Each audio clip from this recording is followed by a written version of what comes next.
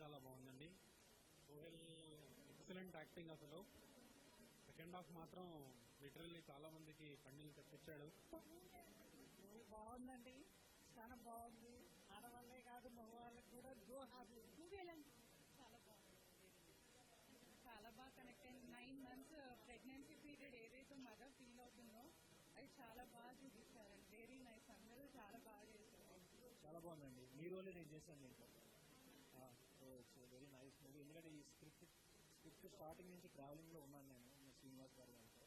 So I know that it's hit. ఒక 2-3 years back తెలుసు నాకు. చాలా బాగుంది, కొత్త కాన్సెప్ట్. సో డైరెక్షన్ చాలా బాగుంది, స్టోరీ నెరేటింగ్ చాలా బాగుంది, స్క్రీన్ ప్లే బాగుంది, హీరో కూడా చాలా బాగా చేశాడు. సోహెల్ చాలా బాగుంది పర్ఫార్మెన్స్.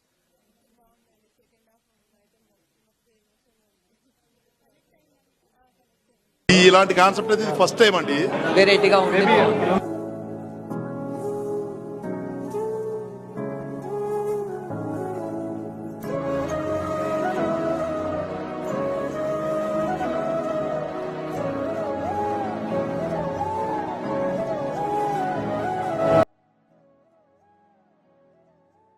ఒక మదర్ ఫీలింగ్ అనేది ఈ సినిమాలో చూపించారు.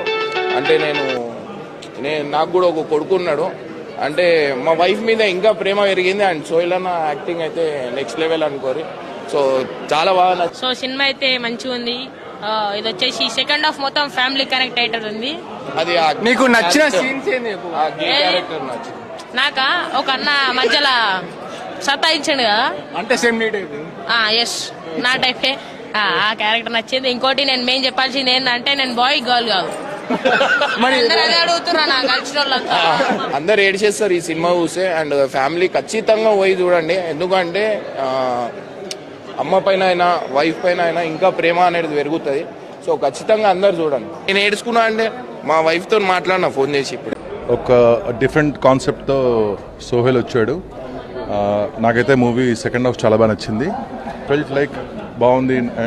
సెకండ్ హాఫ్ కామెడీ కానీ ట్రాక్ కానీ అండ్ లాస్ట్లో వచ్చే ఆ రియల్ ఎమోషన్ కానీ, అంటే ఎందుకు ఇలా చేయకూడదు అంటే తన వైఫ్ని ఎంత ప్రేమిస్తున్నాడు అని